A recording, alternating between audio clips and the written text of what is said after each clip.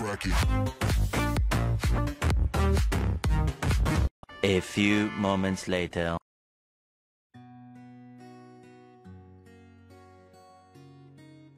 Oke, Assalamualaikum warahmatullahi wabarakatuh. Selamat malam semuanya. Kita balik lagi ya di kelas online pada malam hari ini. Maaf sebelumnya ya agak telat masuknya karena tadi ada satu dan beberapa kesibukan di sini, jadi agak telat. Oke, tanpa berlama-lama, kita seperti biasa ya, kita bermain polling dulu untuk melihat jawaban kalian. Apakah banyak yang menjawab benar atau banyak yang tidak tahu ya. Nah, tanpa berlama-lama kita coba dari soal nomor 1. Ya, silahkan dijawab di polling jawaban kalian apa.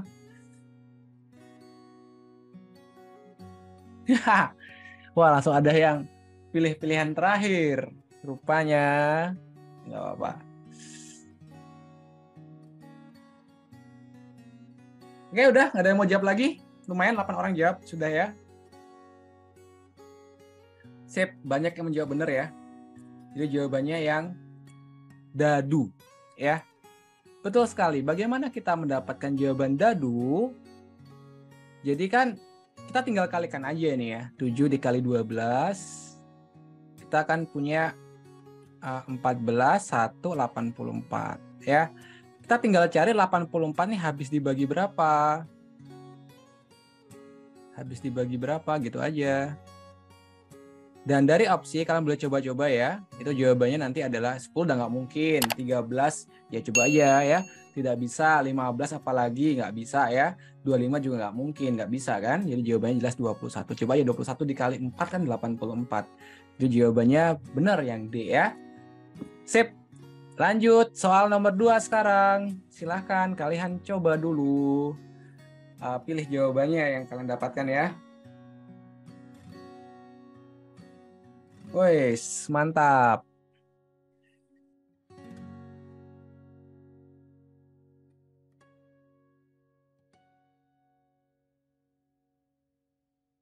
Yuk, silahkan mau ditambah lagi yang mau menjawab. Mayoritas menjawab benar ya. Oke, cukup deh. Udah lumayan menjawab nih. Nah, ini sekilas kalau kita berpikirnya kaku ya. Kaku itu dalam artian hanya mengandalkan cara-cara di sekolah ya. Kita akan bilang ini nggak dapat diselesaikan. Kenapa begitu? Karena ini dua variabel kan. Dua variabel hanya ada satu persamaan. Jadi sekilas ini tampaknya tidak dapat diselesaikan kan begitu ya.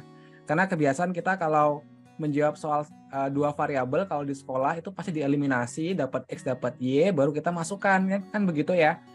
Cuman kalau kita mencoba berpikir lebih jauh ya, kita akan melihat di sini 8 pangkat X itu adalah 2 pangkat 3X ya. Dibagi dengan 2 pangkat Y. Begitu kan?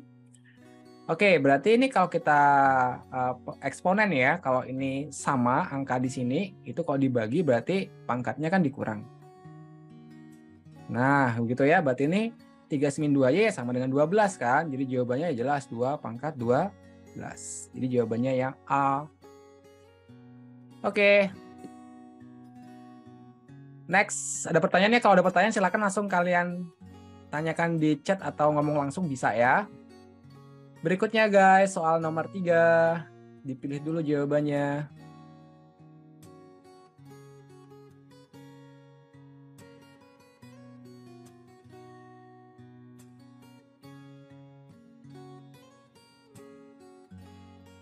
Woi, tidak seramai yang tadi yang menjawab nih ya. Ada apa ini? Tadi rame loh yang jawab 1 sama 2.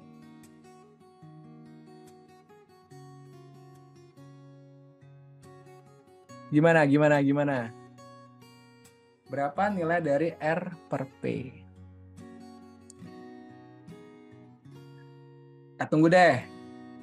Lagi 30 detik ya.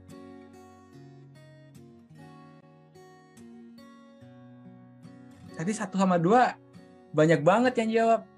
Nomor 3 kenapa sepi?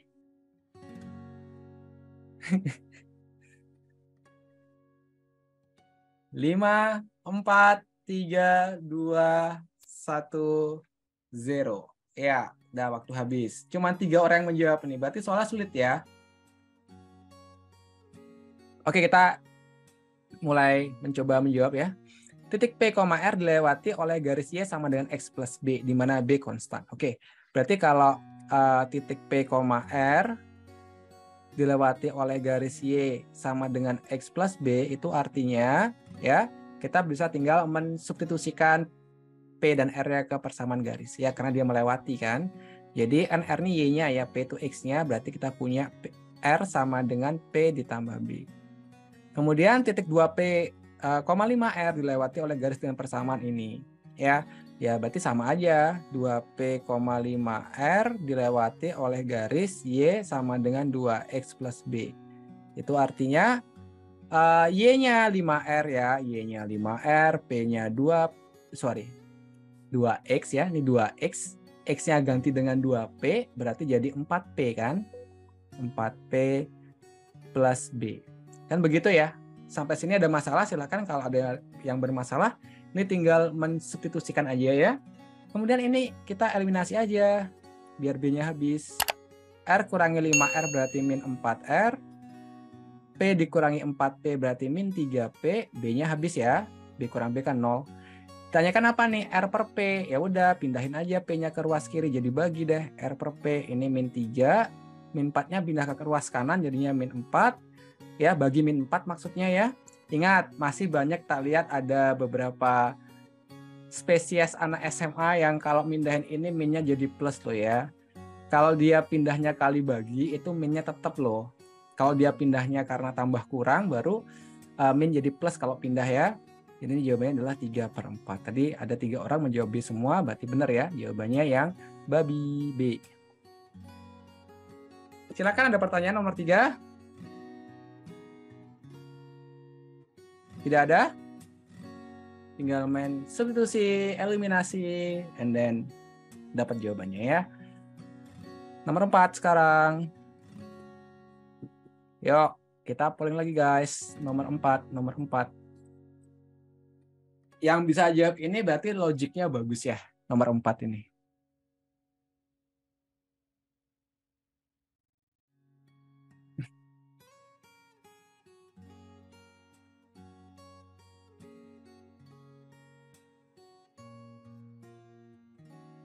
Woi, baru 1 orang yang menjawab. Tambah sepi lagi nih.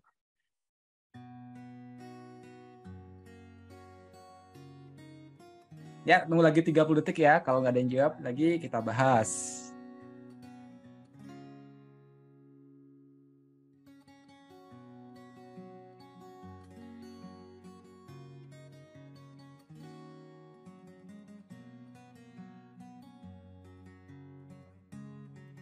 Cuma 2 orang ini. Oke. Gimana? Sudah? Tidak ada yang menjawab lagi? Oh, ada yang nyerah. Ya udah, nggak apa-apa. Menyerah ya. Oke, kita bahas guys. Ya.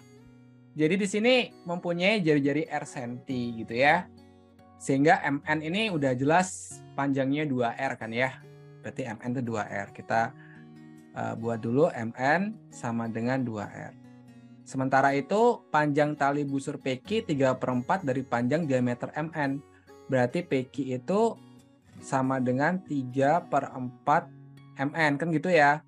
Berarti sama dengan 3/4 dikalikan dengan 2R ya. Karena MN-nya kan 2R nih. Coret 1, coret 2, kita punya 3/2R untuk PQ. Ya. Nah, kita andai-andai kita kasih apa titik pusat di sini ya. Kemudian yang namanya jarak antar 2 garis, kalian kan sudah belajar di dimensi 3 juga ya. Itu adalah garis yang menghubungkan kedua garis ini secara tegak lurus. Ini posisinya boleh di mana aja ya, nggak harus di tengah loh. Kalian buat di sini juga boleh ya, yang penting tegak lurus dia begitu. Jadi bebas. Kenapa kita ambil di tengah? Sebenarnya alasannya supaya lebih gampang lihatnya aja sih ya, kita taruh di tengah nih.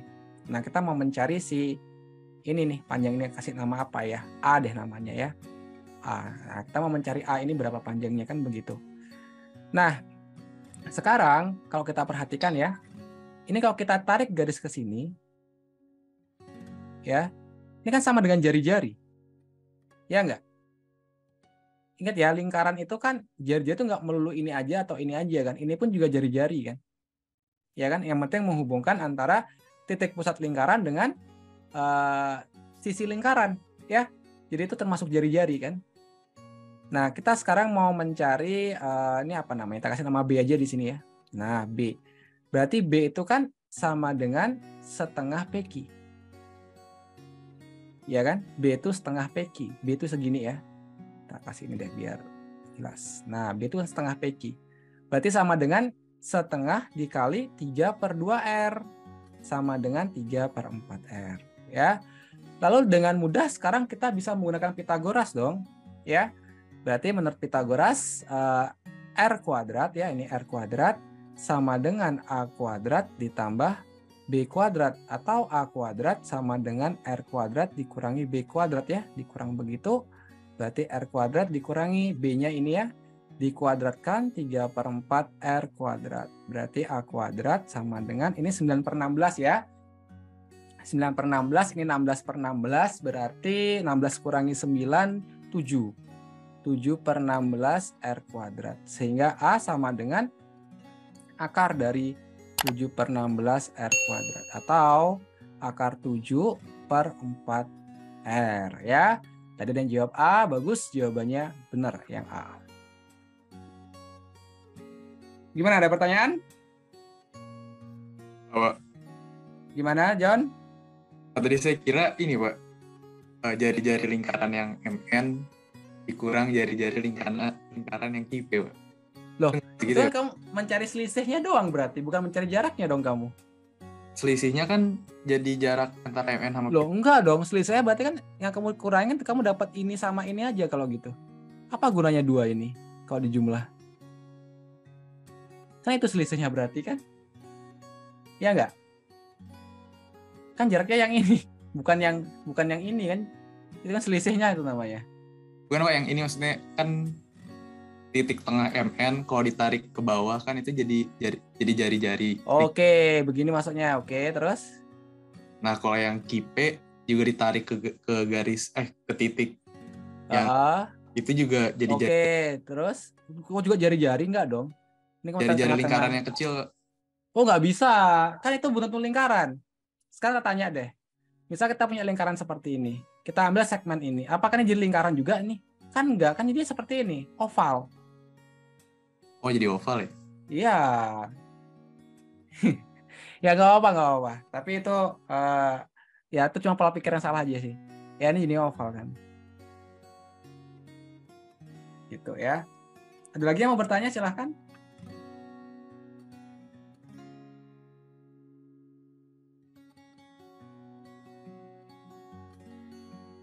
Oke, tidak ada. Lanjut lagi. Nah, ini pengetahuan tentang pertidaksamaan ya. Coba dulu dijawab. Ini ada nggak yang bisa jawab dengan benar? Ini nggak terlalu sulit harusnya.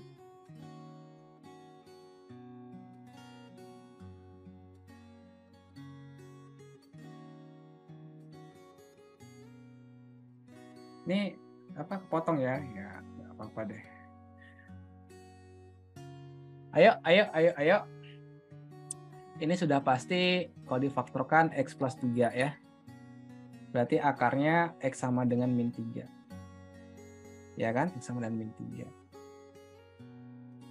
Sehingga kalau kita lihat gambar-gambarnya, itu opsi CDE udah salah.